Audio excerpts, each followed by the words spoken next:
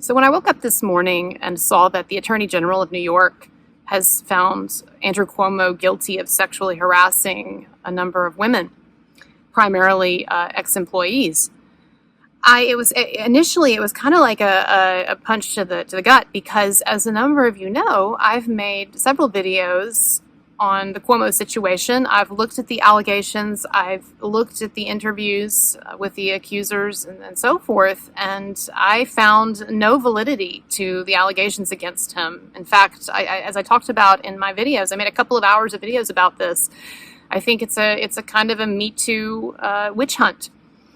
And so when I saw this in the news today about the Attorney General's report finding him guilty, at first it really threw me, because I thought, wow, I was wrong about this. There must be, here's an official governing body that has looked into this, supposedly, very methodically and everything, and they have found that he's guilty. So there must be stuff that I have not read about, or there must be stuff that I don't know. I must be really missing the mark here.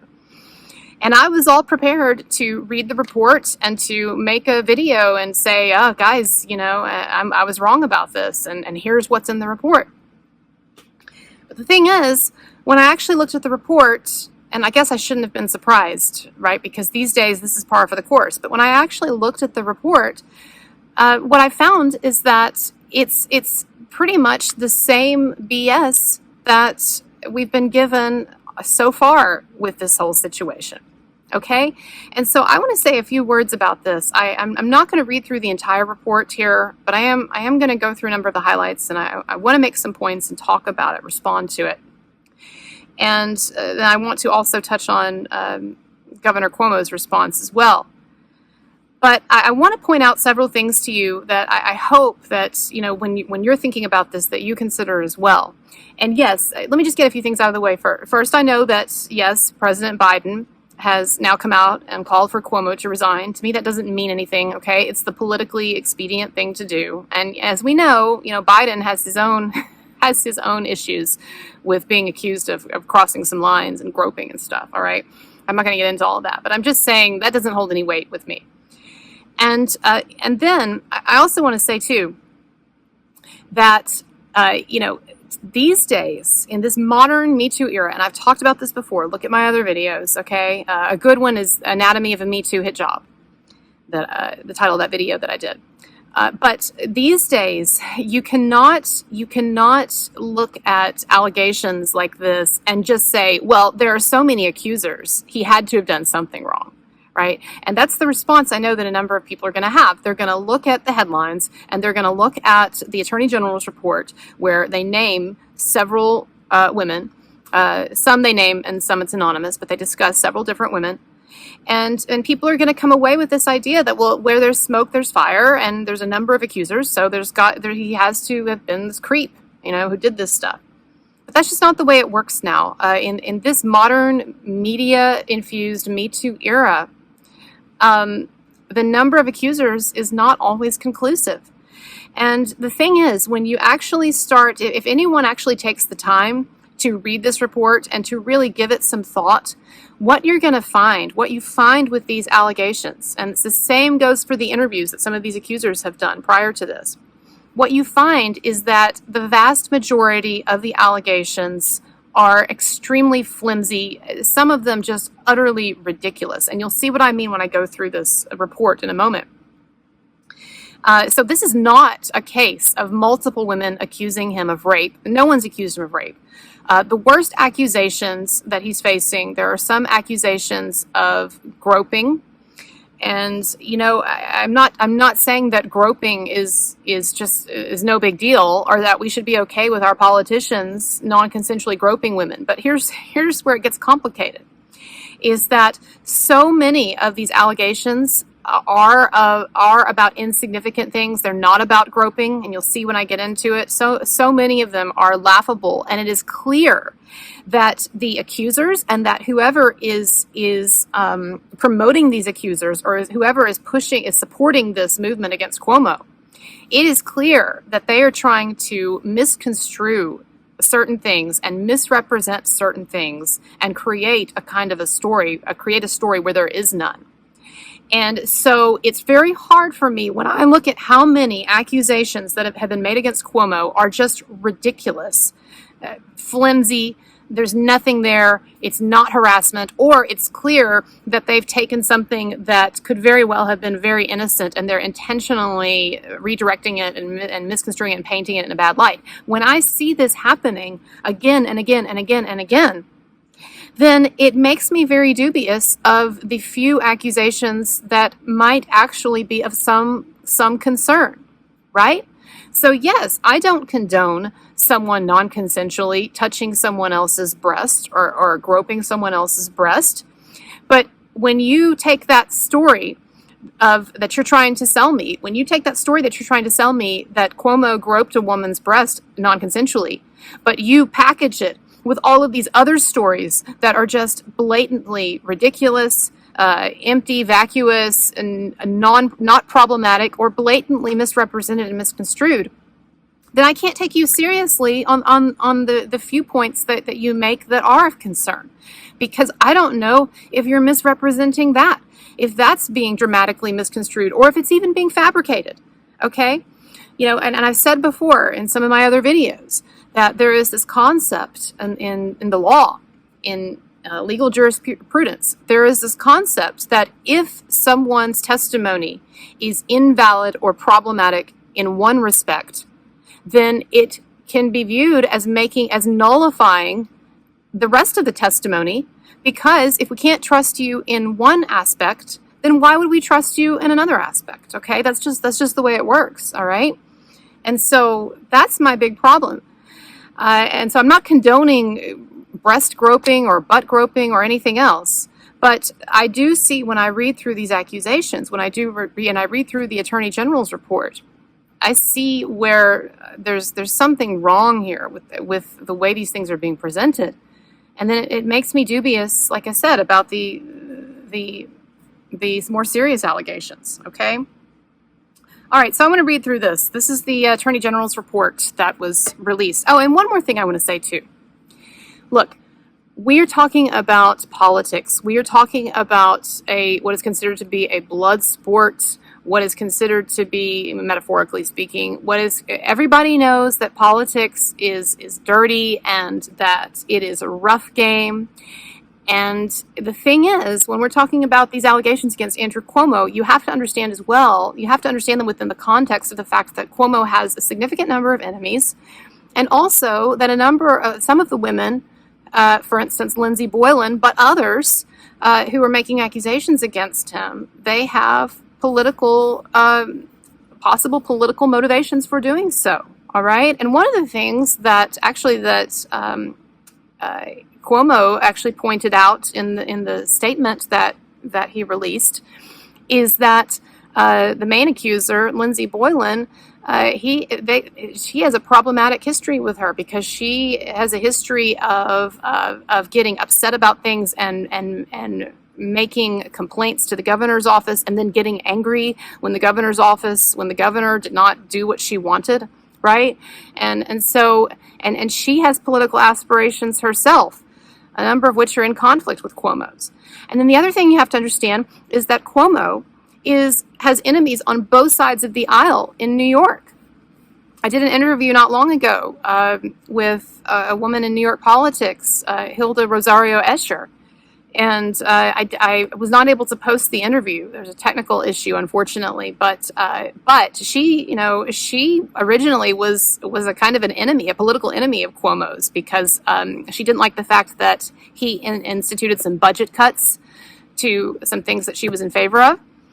But he eventually won her respect because despite their differing views on certain things, she saw that he was a really hard worker and, according to her, a good man and a great governor. But one of the things that she said in this interview that I thought was interesting is she pointed out, and I knew this, I'd read this before, but she said, he has enemies on both sides of the political aisle. Because not only does he have enemies in the Republican Party, just by nature of the fact that he's a Democrat and was a popular one up until recently, But he has enemies on the left. He has enemies in his own party. And New York state politics is known as being extremely rough, exceptionally rough, even for the political arena. Like, there's all these jokes about Albany and how, how cutthroat it is. And so, he is actually during his tenure, Cuomo made a number of deals across the aisle with the Republicans and with more conservative people. And he instituted a number of things that were unpopular with the left wing of his party, such as certain budget cuts. He was trying to balance the budget and so forth. And so he made a lot of enemies on the left as well. And that's where some of this is coming from, is there are people who want to see Cuomo taken down for their own political aspirations and for their political aspirations for the state of New York and the Democratic Party and everything. And that's just the way it is. And it can't be a surprise really to anyone. And so, and Boylan's a part of that. And I believe that some of the people behind these allegations and behind this movement to get these accusers together, these generally very frivolous allegations, I think it's suspicious. And I think it's a kind of a political hit job. And by the way, like I said before, I'm not a Democrat. I am right of center. I try not to get into politics on my show very much, but I mostly do celebrity stuff. But I'm right of center, and I was not a fan of Cuomo's going into this. I guess I'm still not, except I appreciate the dignity with which he's handled himself so far in the wake of these allegations. But I disapproved of a number of things that he's done in regard to his COVID policy and stuff. And I don't want to get into all of that, okay? And I'm not talking about the nursing home thing, actually. I've looked into that as well. That seems to be something that was somewhat misrepresented by the media, but I don't want to get into that. But as regarding this MeToo stuff, I'm coming at this from no other motivation other than I think that this is fishy, and I've been following it for months now. And I don't have time to get back into the interviews, and so I hope that you'll take a look. I'm going to link to my other 2 Cuomo videos, and you can look at where I show you the interviews with accuser Charlotte Bennett. And with the most ridiculous accuser, the woman who accused him of abuse, because when he was touring her home after it had been destroyed by a flood, and politicians, they make the rounds and they'll meet flood victims. Cuomo, in front of cameras, in front of her family and everyone, he gives her a hug and gives her a kiss.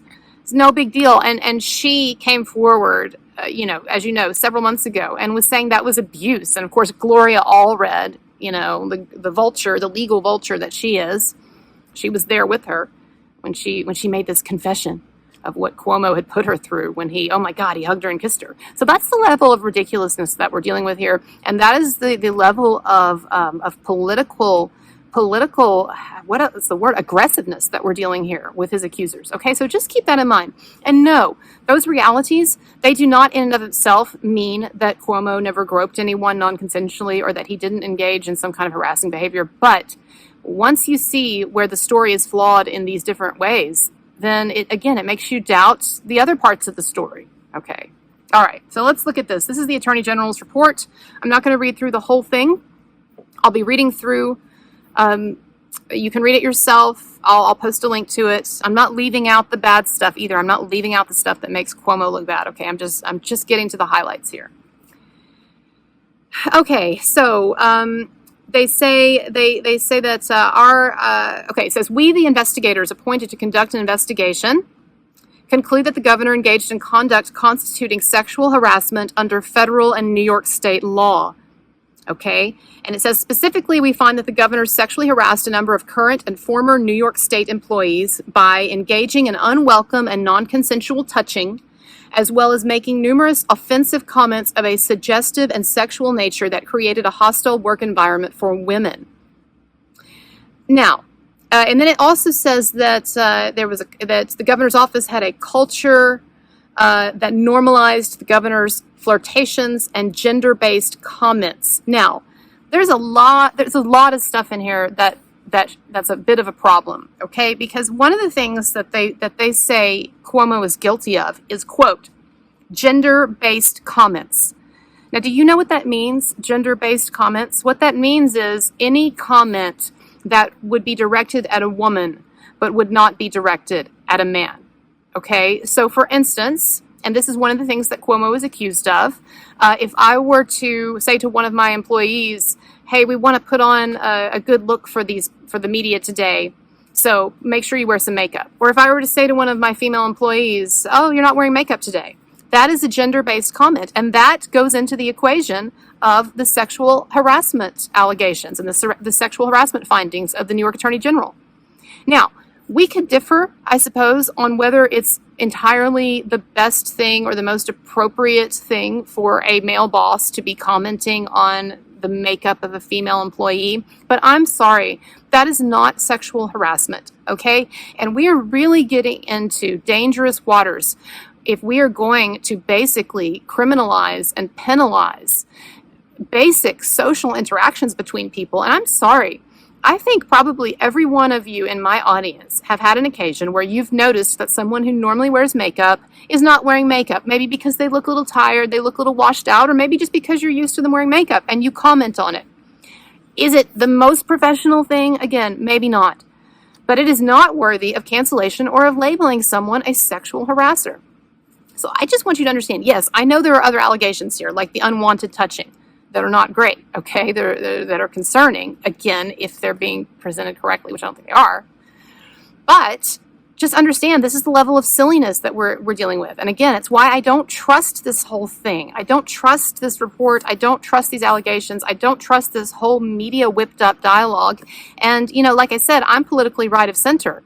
But a number of Republicans are jumping on this thing, and I understand why, because they feel like they got burned with Kavanaugh and some other stuff, okay? And by the way, I did support Kavanaugh in those hearings. I don't agree with him on abortion, and I'm not saying that his nomination was a great thing. But I did not find her allegations, Blasey Ford's allegations, credible, and I did not think there was anything approaching the amount of evidence. I mean, there was no evidence presented, but there was nowhere approaching the amount of evidence that would be needed to deny someone a Supreme Court seat or any kind of job. So that was my issue there. So again, it doesn't matter what political side of the aisle someone is on, but I think it is unfortunate that my Republican friends are jumping on this thing with Cuomo just because they want to get at him, or out of retribution for Kavanaugh or whatever. Okay, someone's got to stop this stuff, right? We've got to all, both sides of the political aisle, we've got to say, okay, we've had enough of this. But anyway, let me go on. So one of the things he's accused of is gender-based comments. Another thing he's accused of is frequent flirtations. Again, what are we talking about when we're talking about flirtations? Because this is a guy, and I'm not trying to be racist or whatever, but he's Italian. He said before that, he grew up displaying affection through, kisses on the cheek and hugs. And he's a very warm person in that respect, or at least that's a part of his political persona. And so, to say that is automatically, some kind of like negative predatory flirtation. No, okay. It may not be to everyone's taste. I personally don't like being kissed on the cheek, except in a romantic way. I find it icky. I do. And when people do it to me, even family, when they kiss me on the cheek, I don't like it. But would I say that someone is sexually harassing me because they're doing that, or they need to be kicked out of the governorship or their job because of that? No. All right. So what else? Where are we? And so let's just get to some of the allegations, so you can make up your mind for yourself what you think about this. This was the fundraiser woman who got up, Caitlin, who was upset because after she did this great job running this fundraiser, then he hired me. All right. So it says, okay, what's her complaint? It says that number one, he instructed her to act like a sponge to soak up knowledge, then proceeded to call her by the name of Sponge, which she found to be embarrassing, condescending, and demeaning. Okay, so she's upset because he called her a sponge.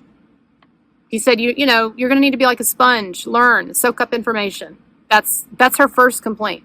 And I'm assuming it's the biggest one if they put it first. Number two, he asked her about how certain members of his senior staff, known as the Mean Girls, were treating her. Oh my God! So you mean that he inquired as to how you were faring in this really pretty hardcore competitive environment with some of these competitive women? So he inquired into her well-being. He cared about her. He recognized that there were some women in his office who were, quote, mean girls, and he was trying to look after her. I mean, my God, the man actually... It sounds like, the same thing with the Charlotte Bennett. He was genuinely like trying to counsel her and help her. And Cuomo even said this in his statement.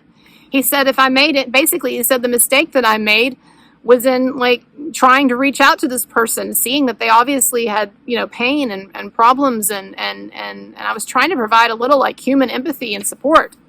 But you know how it is, no good deed goes unpunished. Just ask Johnny Depp. Okay, what else? What else did he do? It said that, number 3, he commented on her appearance on a number of occasions, including saying that an outfit she wore made her look like a lumberjack, and commented on her not being ready for work if she was not wearing makeup or was not dressed nicely. Okay, look, I've already read an interview with her where this was discussed, okay? There was an occasion where she had to rush to work. I can't even remember if she had to run in the rain. I don't know, but she had to rush to work. She came to work. She was looking disheveled. She even basically concedes that she looked very disheveled. And Cuomo made a brief quip about it, something to do with, oh, you didn't dress up today, or your makeup needs fixed. So what did he say? You're not wearing makeup? I don't know. But the woman came to work looking disheveled. And she wasn't, I guess, looking made up. And he made a comment about it. So what? So what? And this thing about the lumberjack, I'm sorry, but that is insane. It is insane. Do you hear what she's saying here? She's upset. She thinks it's sexual harassment that this man made a joke about an outfit that she wore and said it looked like a lumberjack. So this is where we're at now. If you make a joking, if you in a professional setting make a joking critique about a woman's outfit, then you're committing sexual harassment, and you could be kicked out of your job, and the President of the United States will ask you to resign. That's where we're at. So ridiculous. So it says the governor's sexually harassing conduct established during our investigation and described in greater detail in the factual findings of this report includes the following. Executive assistant number 1. So this is an anonymous person. Most of the accusations will be anonymous, and that does not mean that they're necessarily untrue, although it is always nice when someone will stand behind their accusation with a name. But fair enough, okay? So it says, since approximately late 2019, the governor engaged in a pattern of inappropriate conduct with an executive assistant. That pattern of conduct included close and intimate hugs, kisses on the cheeks, forehead, and at least one kiss on the lips. All right, so far you've told me 2 things that are insignificant and not harassment, okay? A close, intimate hug may not be to everyone's taste, but there's all of these pictures online that you can see of him hugging different people, and it's not in a sexual way. I mean, he's a politician. It's part of his shtick. Come on. Also, it says kisses on the cheek, forehead. Okay, again, not a big deal, not sexual harassment. And then it says at least one kiss on the lips. Well, okay, we've already talked about how there are certain cultures and certain people, and lots of people I know, who will even kiss on the lips as a part of their normal warm greeting. And notice how this is where close reading really helps, okay? And as some of you know, I'm a trained English professor. I'm out of work right now. Yes, some people like to make fun of me on Twitter for that, but my position was eliminated. So anyway, but I'm trained to do close reading of text. And that's the problem. When you do close readings of these things, they start falling apart. The media narrative, it's nice and everything when you see the big headlines and it says, Cuomo guilty of sexual harassment. But then if anybody bothers to actually start reading the document and doing a close reading of it and using their brain, it gets problematic. Okay, you can't just take it at face value. So it's accusing him of hugging and of kissing on the cheeks, forehead. And here's where the wording is funny, is interesting. It says, and at least one kiss on the lips. When you say at least one kiss on the lips, do you know what that really means? It means one kiss on the lips. It means that they could only find one recorded instance, or this person, this woman, this anonymous woman could only come up with one instance where he kissed her on the lips. And it doesn't mean, by the way, like passionate, French kissing, because you damn well know that if he had done something like that, or he'd stuck his tongue in her mouth or whatever, we'd be hearing about it. But what was it? No, it was just one of those European style greetings, I guess. But we should just go ahead and cancel all Italian men, probably, or all European men, except for the British, because they're kind of, cold and unemotional or whatever, right? Okay. What else is he accused of? What other heinous crimes did he commit? It says touching and grabbing of the executive assistant's butt during hugs and on occasion while taking selfies with him. Now, I would agree that grabbing someone's butt, not good, okay? I would agree that. And I would say that in certain situations, touching as well. Now, we all know there's like accidental touching that can occur. But yes, if he's grabbing the butt, all right, that is not good. My problem here, though, as I've said before, is that this is so obviously, this document and these accusations are so obviously trying to stretch things as much as they can to get them under the umbrella of sexual harassment, that I don't know exactly what's being expressed here. No, this is where, you know what, this is where evidence is nice, okay? And we don't have any of that. If you could show me a video of Cuomo blatantly playing grab ass with somebody, then I would say, whoa, that looks bad. But no one showed me that. And so when somebody says here that that during a hug he grabbed the butt and on one occasion while taking a selfie touched it or whatever, I don't know if that's really like him, like grabbing someone in a predatory way, or if it's one of those sort of weird, awkward, misconstrued things. The guy is a politician. He's constantly hugging and touching people. And is it conceivable that he could have an encounter where maybe the hand was not perfectly placed for like a split second or whatever? I mean, y'all know what I'm talking about. Come on. And it's not like I'm not trying to like explain away butt grabbing. I'm just trying to say, again, that the way that all this is presented, it's all mixed up with all this BS. And so I don't know what we're actually talking about. And that's, again, where it would be nice to have evidence. Evidence. But you're not going to see that. And if you do, I'll report on it. We're not going to see it. Says, what else? Comments and jokes by the governor about her personal life and relationships. Well, again, comments, when you work with someone, look, are we supposed to... It's like with all of this MeToo madness, and I'm not saying it's all craziness, right? It's great that Weinstein was taken down, Epstein was taken down, or whatever. But are we supposed to just pretend that people's interactions are not what they are? Because yes, when you work with someone, you will make jokes sometimes and inquiries about each other's personal lives. It's called building a rapport. And I have never worked in a job, never, where over the course of working with someone over time, these things don't come up. Now, we can pretend like they don't come up, but that's stupid and it's disingenuous. And so when you tell me that the governor was making jokes or comments about someone's personal life, I don't know. I don't know what you're saying, really. Again, give me evidence. Show me text or something, video of these horrible things he's saying. Because to me, it just sounds like normal office behavior. Okay, what else did he do? It says he called her and another assistant mingle mamas. Like mingling, like they're social. Ooh. Inquiring multiple times about whether she had cheated or would cheat on her husband and asking her to help him find a girlfriend. I don't like it I don't like him talking about bringing up the cheating thing. But again, if this is the worst you can come up with, it's not enough for me. And again, I don't know the context. Okay, so, yeah. So anyway, I'm sorry I had to go take care of something there for a second. But okay, so far the only thing so far that's been described that's to me is a problem is if he grabbed her butt. And like I said, the other stuff it makes me doubt the presentation or the interpretation that I'm being given here. And it's not enough. It's not conclusive. I need evidence. Okay, moving on. Okay, so this executive assistant, it says at one point, says these things culminated in an incident at the executive mansion when the governor, during another close hug with executive assistant number 1, reached under her blouse and grabbed her breast. For over 3 months, executive assistant number 1 kept this groping incident to herself, but then she ended up finding herself becoming emotional while watching the governor at a press conference and confided this. Okay, so this is the first like really significant thing, because there's no way to mistake something, right? Grabbing a breast. You either reach under the blouse and you do it, or you don't. What I would say is that, again, the way the other stuff has been presented, I'm dubious, but let's read through and let's continue looking through this document and let's see if the other things in this document make me inclined to believe it and to find it credible and believe the interpretation it's giving me, or let's see if it makes me inclined not to. Okay? All right.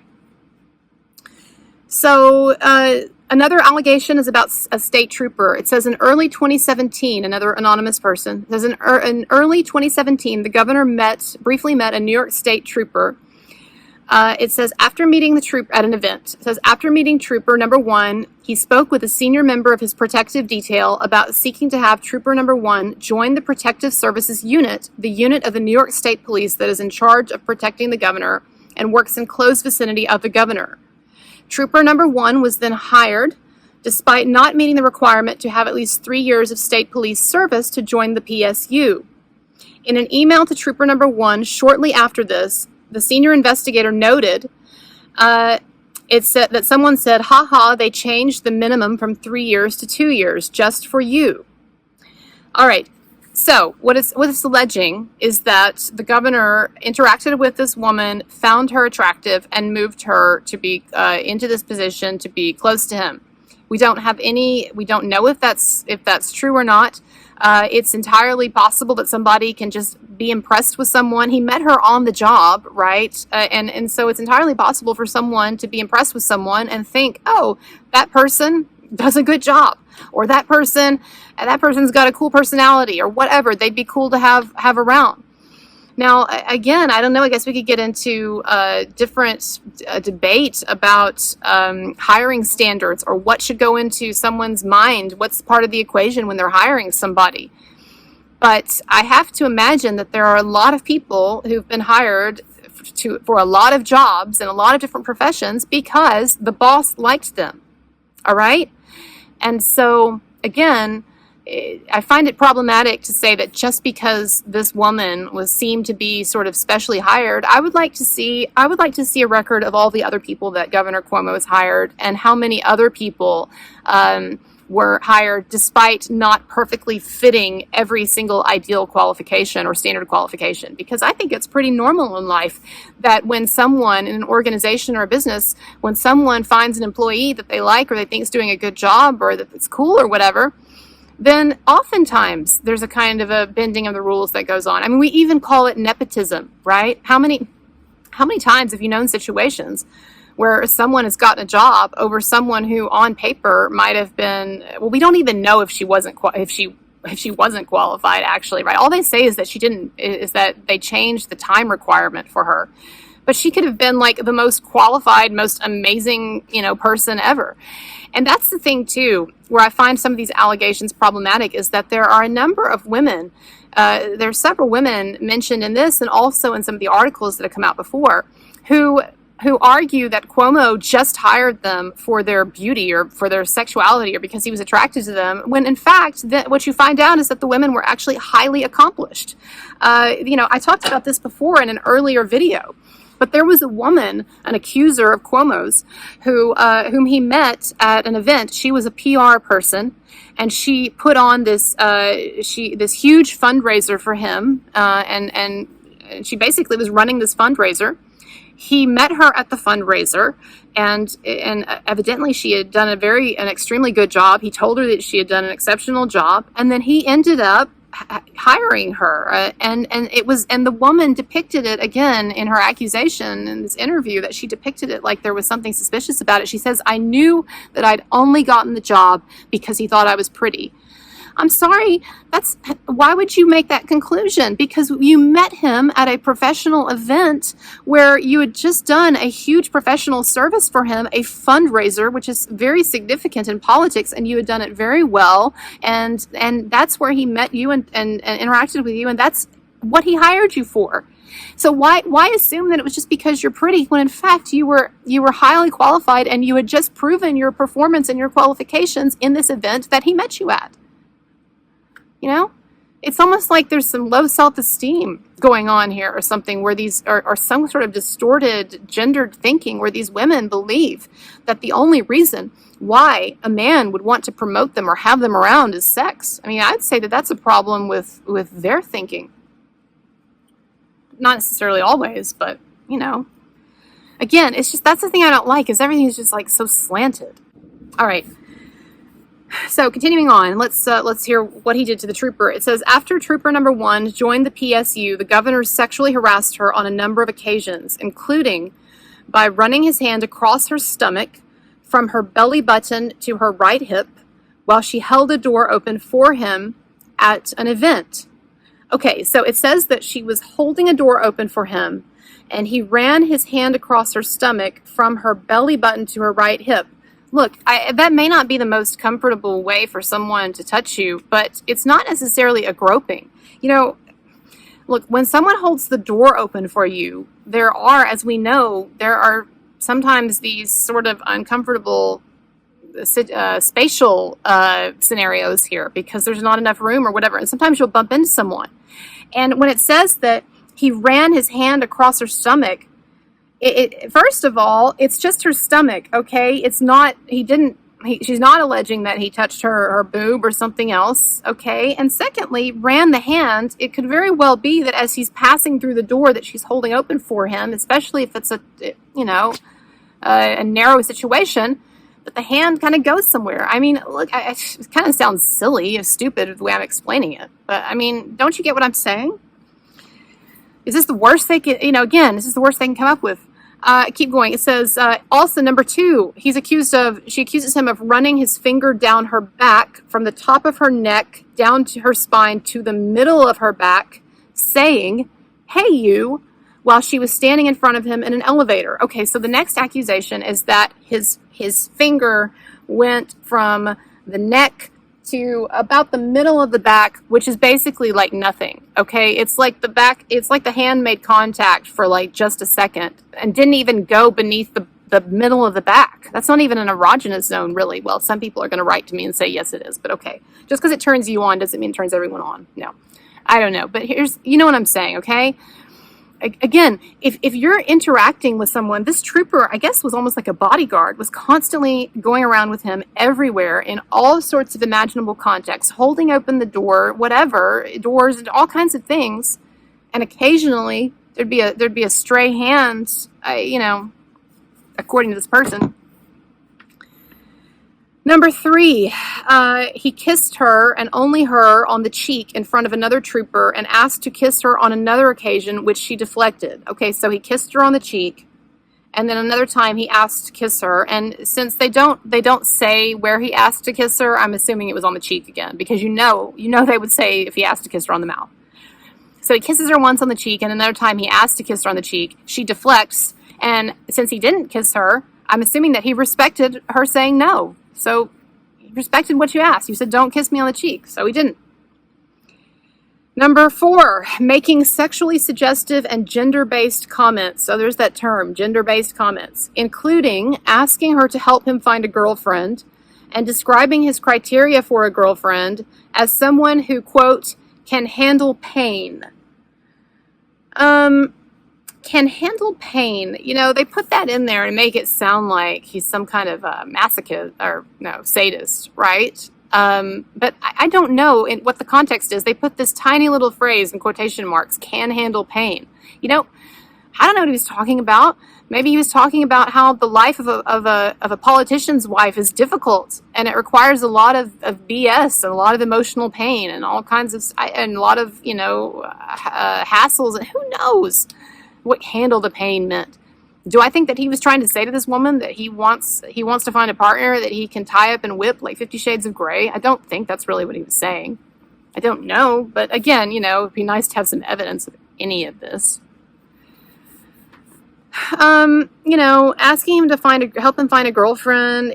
Again, maybe the guy is like, what, 60-something years old, Italian. I'm not trying to disparage the Italians, or anything. I'm just saying, like, yeah, he may not be up on like the most politically correct behavior that is expected by the MeToo generation or Generation Z or whatever generation we're on here, millennials, whatever.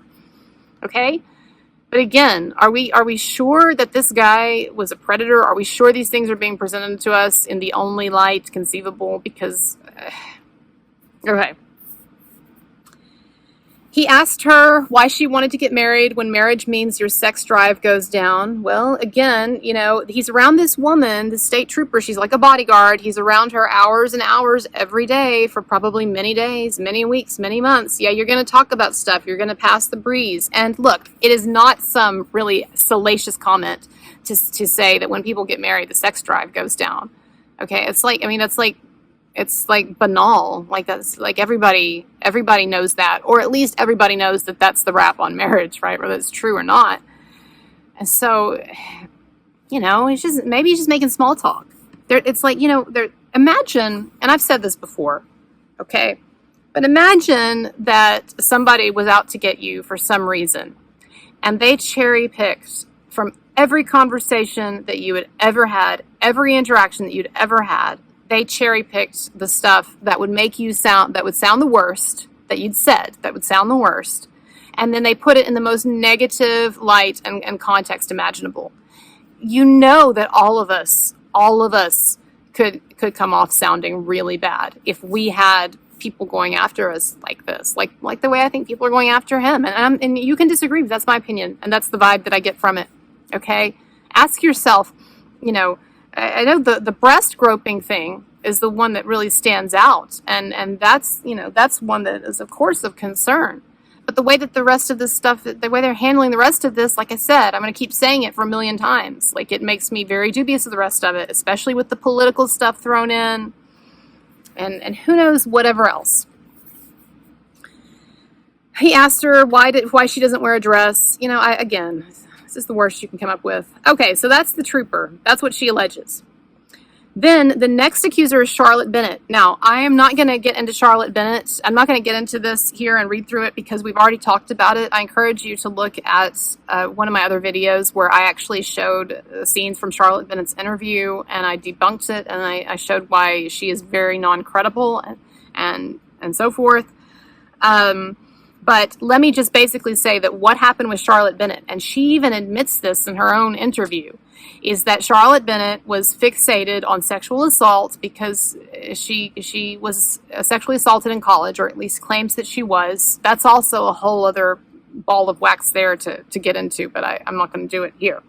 But that's a complicated story.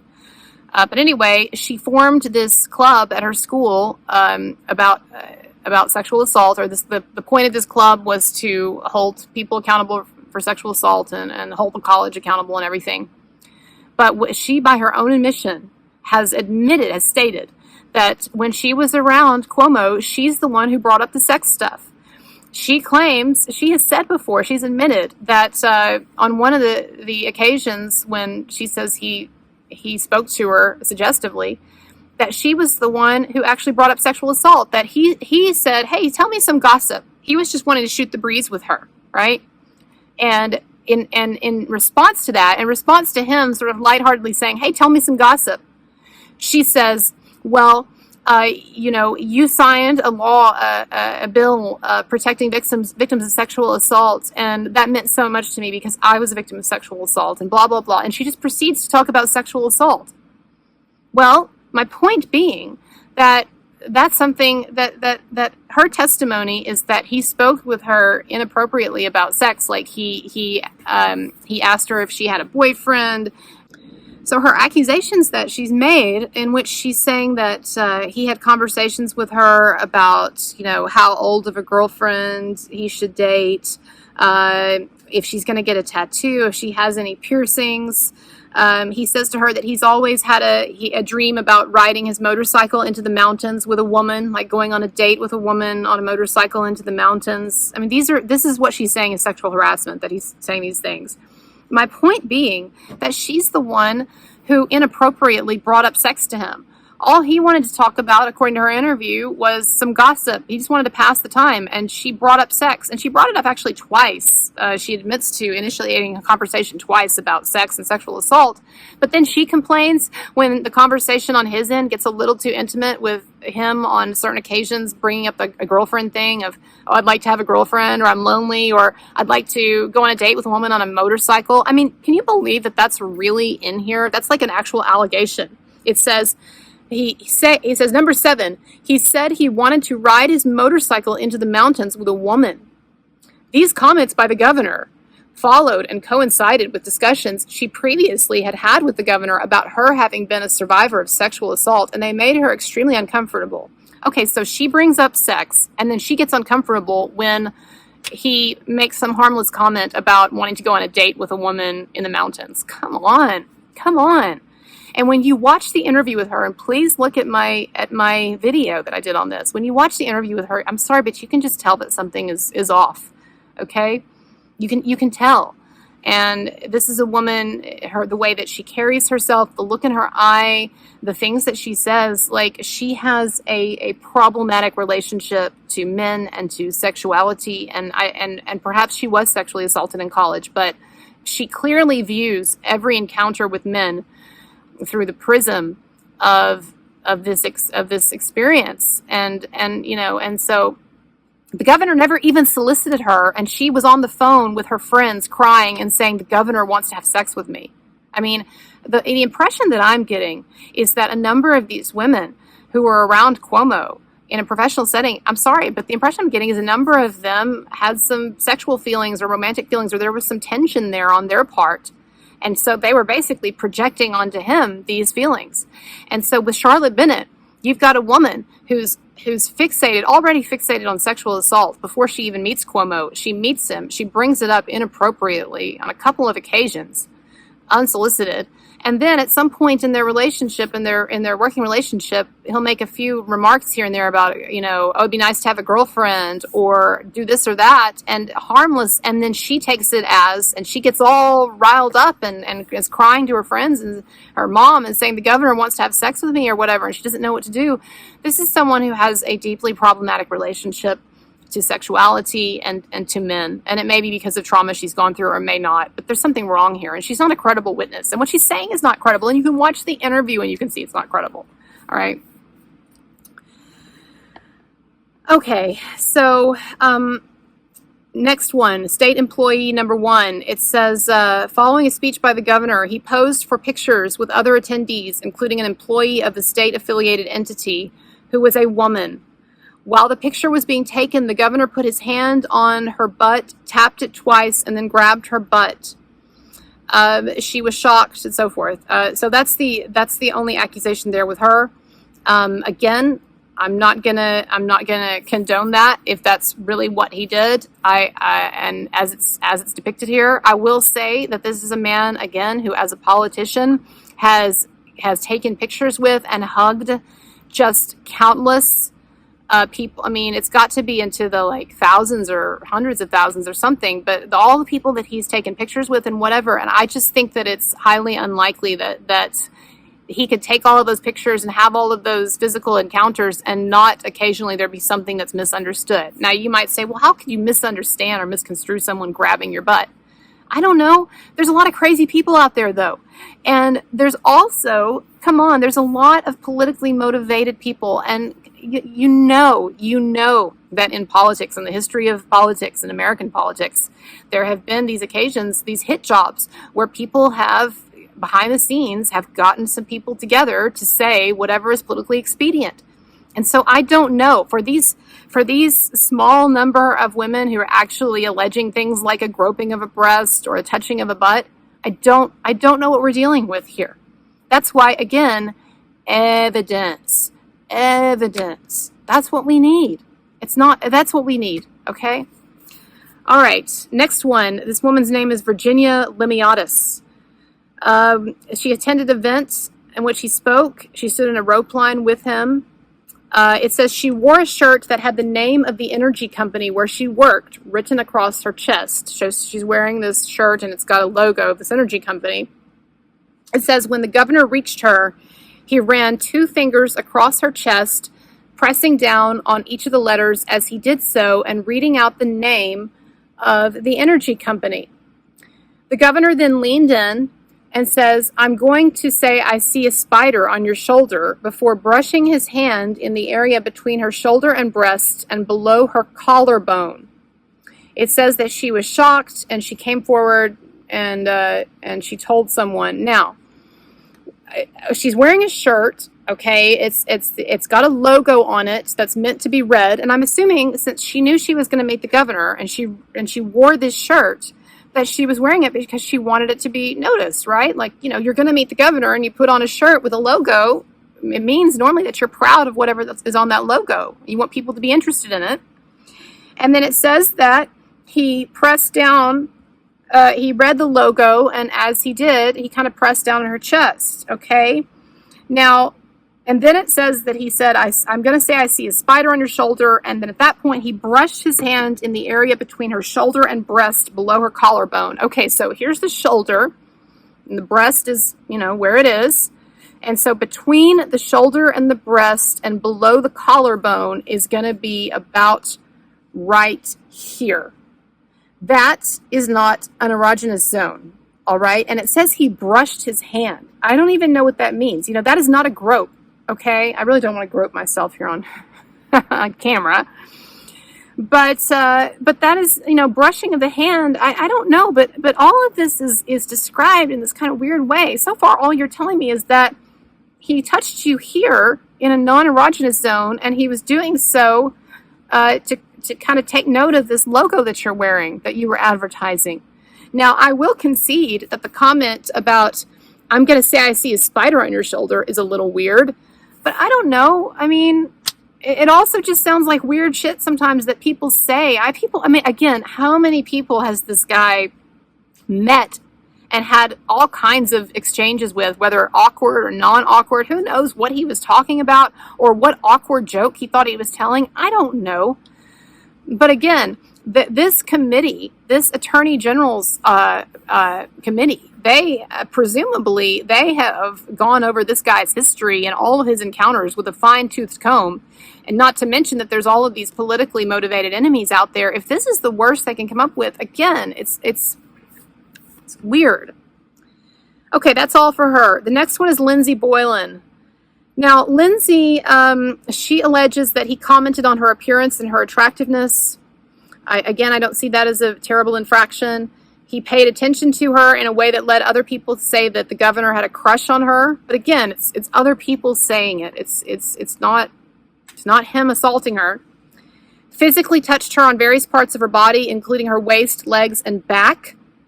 Now, let me just say here, this is where, again, it helps to be really familiar with this situation, with this case, because the way that it's depicted here, it sounds like the guy was just always like touching her inappropriately. But you have to understand that this woman, Lindsay Boylan, she misinterprets stuff, and the media misinterpret things too.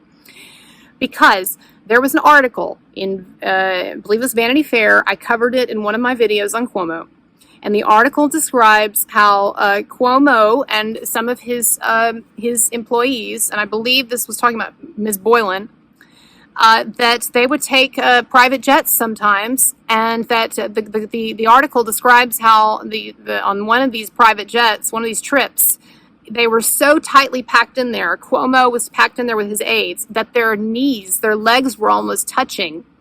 And the article made it sound like this was this horrible, nefarious thing, but really, and really, it was clear that they were just packed into a really cramped place, and that there would be some occasional sort of touching because of that. Legs would touch or whatever. And so my point being that I've seen other instances where Lindsay Boylan and where the media have misconstrued things that are clearly not problematic. And if you go back and look at that Vanity Fair article where it made it sound like he was assaulting people because his knee touched theirs when they were sitting next to each other on an extremely, admittedly cramped flight in a tiny private jet, again, it's hard for me to trust this stuff. He is a touchy-feely guy.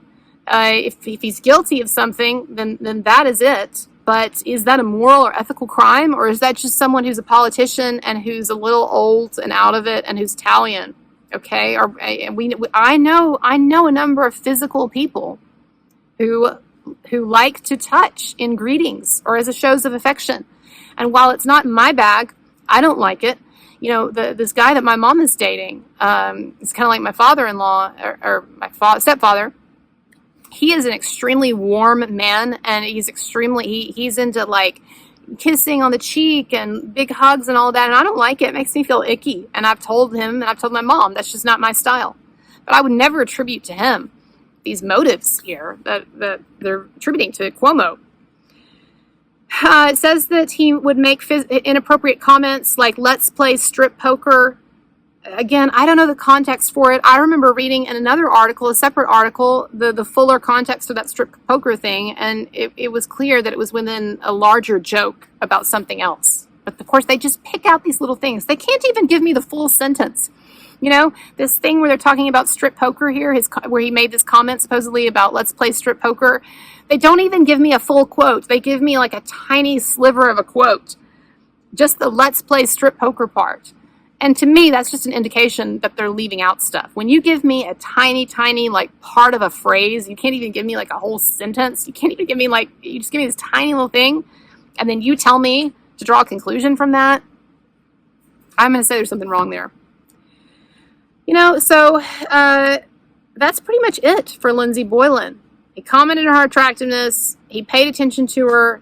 He would occasionally touch her in ways that to me don't seem sexual and have been described elsewhere as not sexual. And he makes occasional awkward remarks like strip poker. He kissed her on the cheeks and on one occasion on the lips. Oh, here they do that again with the language, right? Again, remember what I told you earlier? When someone says to you on one occasion, when they say on at least one occasion, what they're really saying is only one occasion. Like, we'd like to have gotten more, but we couldn't get more. And so we're just going to throw in that at least just to make you think that there are more, but there's not really more. So this guy was sexually harassing this woman so badly that the worst thing he ever did was occasionally, seemingly inadvertently, touching her on the back of the legs, making occasional awkward comments, or, oh my God, on one occasion, greeting her with a kiss on the lips. And again, you know that if it had been like a real kiss, like a romantic kiss or anything, they would have told us, but they don't have anything here. All right, I'm just gonna start going through these faster. We don't have time. Next accuser, she's complaining again about how he asked her about her personal life, her divorce. Well, you know what? If you got a divorce, maybe your boss cares about you. You know, if he never inquired about your divorce, she'd probably say, oh my God, he's such an insensitive asshole. I was going through this divorce, and he never even asked me how I was doing. She's complaining about the mingle comment, the mingle mamas. Oh, and then she says, this is Alyssa McGrath. She says that he stared down her loose shirt and commented on her necklace, which was inside her shirt. In other words, this woman is wearing a shirt. It's maybe a little bit loose, just enough so that you can see a necklace there. And he comments on the necklace. That's your sexual harassment? That's your big sexual harassment story? The guy commented on your necklace? You know, and maybe his eyes did have to go here. Okay, you know what, ladies? Occasionally, let me tell you something. Okay? Occasionally, men are going to look at your breast. And there is no amount of bureaucratic intervention or feminist indoctrination or whatever that is going to stop that from happening. Okay? And if you are wanting a world in which men do not look at your chest, then I guess you're not ready to interact with men. And I guess maybe you don't need to be in the workplace. That is one of the problems that I have with all of this, okay? This hypersensitivity about any kind of remarks or activity that could possibly be even semi-sexualized as being a big problem is that, look, ladies, we wanted to enter the workforce. You know, there were women before us who protested and who worked hard to break through glass ceilings and break down barriers and be taken seriously in their jobs and everything. And look, men, the workplace, it's not always a nice place. It can be kind of rough. Look at the way that men interact with each other. This is something that my husband is always saying to me, too. He's like, you know, women think that men interact with them in a rough way or in a suggestive way or whatever. Do they see the way that men interact with each other? Do they see how men insult each other? How men make all kinds of comments about other men and rude or joking or whatever? You know? And so, ladies, if we want to enter the workforce and be taken seriously like men and be in that aggressive environment, we have to get tougher. I'm not saying that we have to be okay with someone non-consensually groping our breast, okay? And again, I really don't think that's what he did. What I am saying is that there's a lot of behavior that's being described here that really is not something, even if it went down this way, that's not something to be like shriveling up into the fetal position about, like, oh my God, he said this to me and I didn't know what to do or whatever. You know, learn to handle yourself like an adult. And frankly, you know, you got to toughen up a little bit. If you want, especially in politics. I mean, my God, that's the rep that politics has, is that it's cutthroat and it's hardcore and it's aggressive. And yes, maybe it's even a little sexualized sometimes. Okay? Do you want to be in that arena or do you not? Okay? But this infantilization of women, I don't like it. All right? We are being asked to deny certain realities that we all know. You know, it's like Douglas Murray said, we are being asked to forget things that we know, and we're being asked to agree to things that we don't really believe. All right, moving on. Who else? Annalise, she's upset that he referred to her as sweetheart or darling. This is number one of her complaints. I mean, these people have no shame. They're just taking these blatantly ridiculous complaints and putting them, you know, number one. So she's upset. It says, number one, he addressed her as sweetheart or darling. Number two, on occasion, he kissed her on the cheeks and the hand, touched and held her hands, and slid his hand around her lower waist.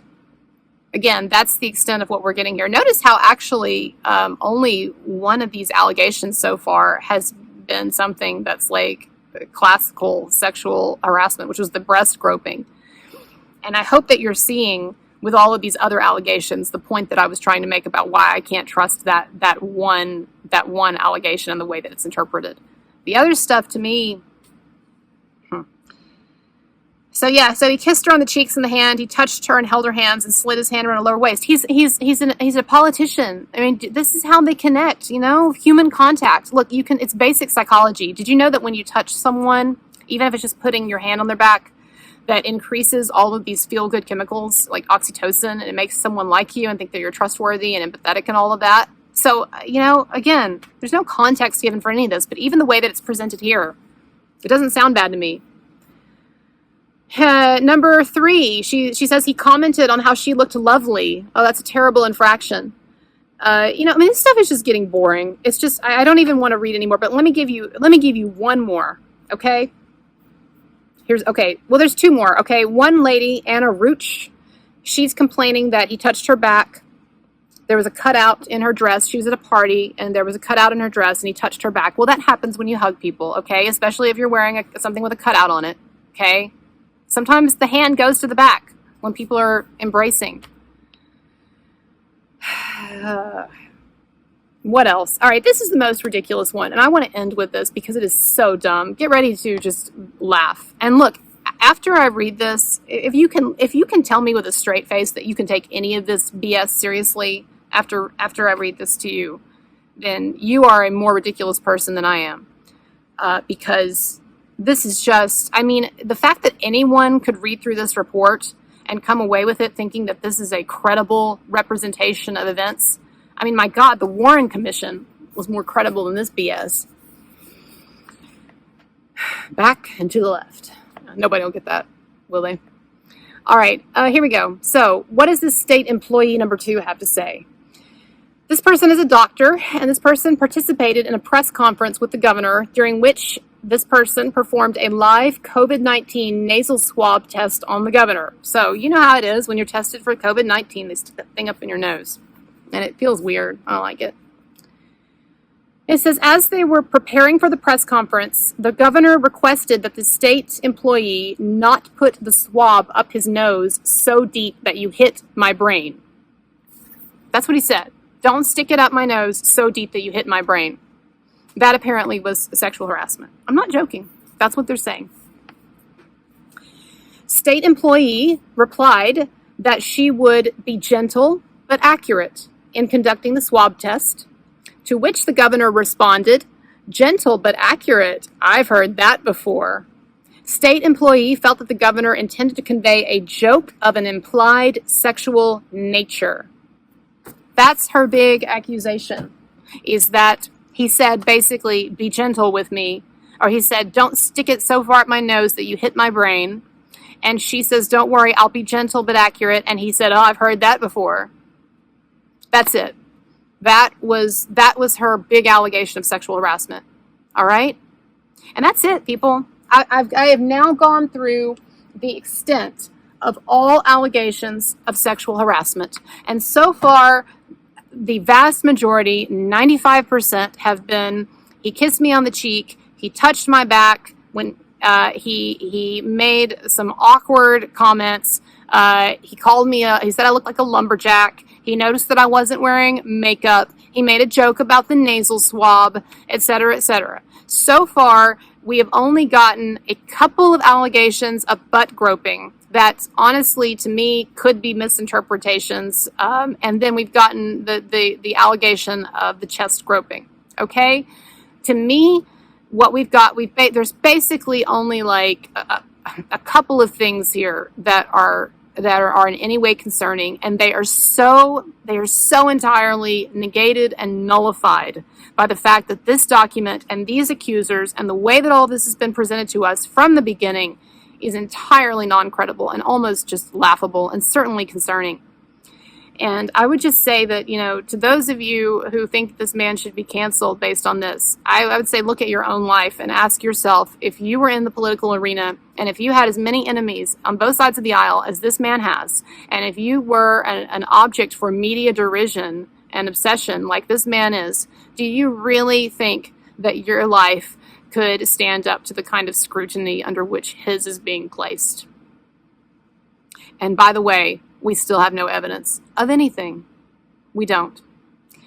I have barely scratched the surface here. I want to get into looking at the governor's response. I don't have time to do it right now, but I will put out another video in which I do that. And also, I would like to put together a video that's kind of a mashup of my different videos on this topic. And so until then, though, I would invite you to look at my other videos. Again, I break down the interviews with the accusers. I show you clips from the interviews. I break down some of the articles that have been written, the accusations. And I think that once you look at those, you're going to see how much of a sham this really is. So, no, for the record, I'm not impressed, and I'm certainly not convinced by the Attorney General's report. And I am still waiting for evidence that this man's career and his reputation should be torpedoed. All right? It's going to take more than this. Okay? So please no more lumberjack comments or, oh, he touched me on the back, or he noticed I wasn't wearing makeup, or he gave me a promotion. All right? And if there is anything that this man has really done in terms of harassment, like chest groping, well, you really seriously invalidate your argument by contextualizing it with this other BS. So, yeah. So, Cuomo, I think he's innocent. At the very least, he shouldn't be canceled because we need more information. As always, my videos, they tend to be very controversial. They tend not to get monetized. I'm probably never going to get sponsors with my content, and I do put a lot of work into this. And you know what? If everybody who watched my videos and enjoyed them gave me just $1, that would be huge. So, I used to think that it was wrong to ask for money, and I know some people find it annoying, but the more work I put into these videos, the more comfortable I feel with asking for money, especially because some of you watch my videos, you watch them more than once, you enjoy them. And so think about the money that you spend on a typical Amazon movie. Couple of bucks for a movie that most of the time you don't even enjoy? And then how many times do you watch my stuff? So I am going to start asking more for money, and I will do it unabashedly so. And if you don't like it, then, you're welcome to continue to look at them without giving me money. Okay. All right. But I do appreciate, those of you who can't afford it, that's this whole other thing, and I understand and everything. And I appreciate your subscription and your likes and all the others, and your comments and all the other support that you give me. So thanks a lot. And Governor Cuomo, if you happen to be looking at this, chin up and don't give in to these.